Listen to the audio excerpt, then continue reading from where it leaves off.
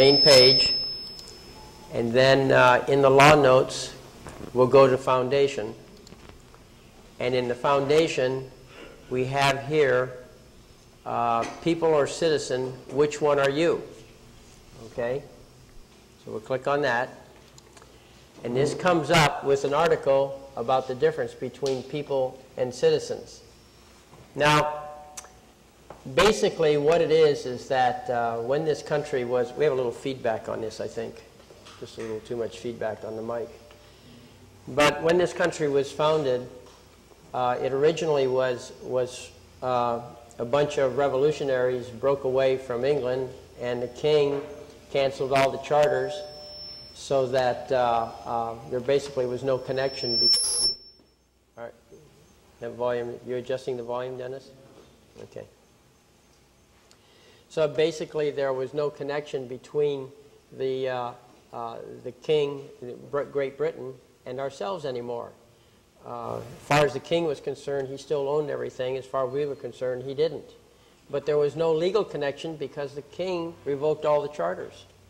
And we made our own statement of independence. And at that point, there was no government, not legally, so everybody became a sovereign. Okay? Now, there were some of us sovereigns who formed organizations that were formerly called colonies and now were called states. Okay?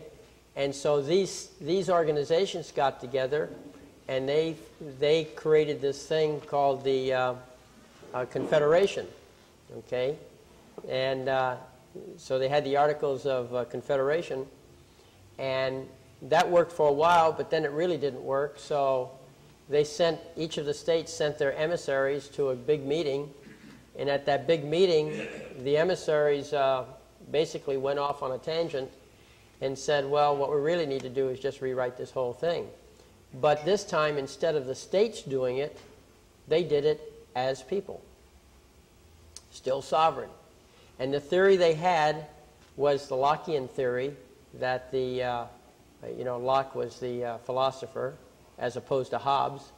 Hobbes said power comes from the top and goes down to the people. Locke says power comes from the people and goes up to the top, to the government. And so our basic philosophy is Lockean. And in the preamble, they basically said, we the people ordain and establish this Constitution for you guys over there called the United States of America. So we're still acting with our sovereign powers. And then what we said, if you read through the Constitution, toward the end it says that, okay, here's the game plan. And if 9 of you organizations that call yourselves states will come on board with this plan, then it's a go. If we don't get 9 of you at least, then it's a no-go. But the people put it together, proposed it, and said, okay, now you can volunteer into it, to the states. The states did volunteer into it, and so now we had the United States of America, and so they're contracted, and there's actually court cases that recognize that the United States of America, as it's presently constituted, is by authority of the people and not by authority by the states, and the states are contracted in. And the people are still sovereign because it says we ordain and establish this Constitution for whom? For the United States of America. Okay, well, when we ordain and establish, what does ordain and establish mean? Well, the ordain part means to authorize, to make law. The establish means we actually put it on paper so you can read it, publish it, spread it around, create it. So we ordain and establish. Now, there's nothing about those two words, ordain and establish, that takes away from our sovereignty. We're still kings. Okay? Well, this is very painful to government. They couldn't stand that. So they had to figure a way. And don't underestimate these people. These people think in 100-year terms or 200-year terms. Okay? And one of the first signs of it, well, there are many first signs, of course, but one of the major first signs was when they took over the first mandatory public school. You see, you have to understand that when the United States broke away from England, we were a mature society. We were not just a bunch of colonists running around trying to figure out what to do. We had education. We had knowledge here. We had people who were experienced and educated in history and knew stuff.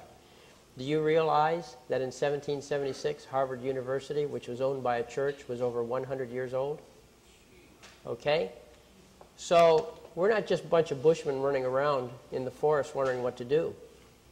And we put together a really excellent system. In fact, the more I study it, the more I see, boy, these guys were sharp. But no matter how sharp they were, they did miss one point.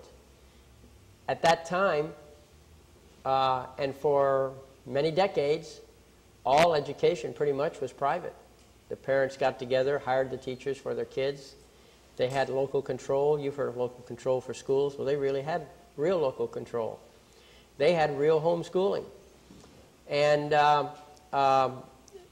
so in the 1850s, the government, I don't remember which city it was, but the government brought out the military and escorted the first children for the first mandatory public school.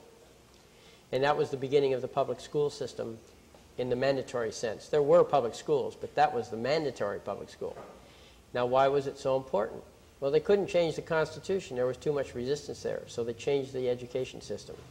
From the 1850s to the 1950s, they stripped out the subject of civics and replaced it with a new subject that you're all pretty much familiar with. It's called American government. You ever take that in school? American government, social studies, okay? They took out civics. What is civics? Civics, if you look in the dictionary, at least the one I looked in, civics is the study of personal rights. It's that branch of political philosophy dealing with personal rights. Well, once the government gained control of the curriculum, they stripped out the things that were troublesome to government, things like your rights. So here we are again, okay? All of us basically are studying civics. That's really what we're doing when we go to court. Now, so like I said, from the 1850s to the 1950s, they stripped it out. That subject is phased it out little by little. So from generation to generation, there might have been a deterioration, but it was not that visible what they were up to. But if you compare 100 years ago with today, or 150 years ago, you can see the difference. Okay? Now, but that still wasn't enough because the people are sovereign. And some people understood it, what it was. So they had the Civil War, and supposedly it was over the issue of slavery. I can tell you the official reason for the Civil War. The official reason I've actually seen with my own eyes. I saw the document that was signed by President Lincoln. It was on display at the Huntington Library. That document is privately owned, and they had it on display, on loan to the library. And I happened to go there when I heard that they had this document. I wanted to see it, so I can say I have actually seen it myself. You know what it was? Lincoln attacked the southern states for failure to pay their taxes. That's the legal reason, okay? Because you see, the federal government had to live off of the states. There was no income tax. So, and of course that's pretty bad too, because you remember, money is power. And the states were able to keep the federal government under control pretty much because they were the source of the money. And the federal government got quite desperate when a source of their income was going to try and leave. So they used force to keep them in the Union. So anyhow, they had that little fiasco called the Civil War. And in 1868, they, again, using slavery as the excuse, they then came through with some amendments which supposedly helped to free the slaves. One of them, of course, was the 13th Amendment,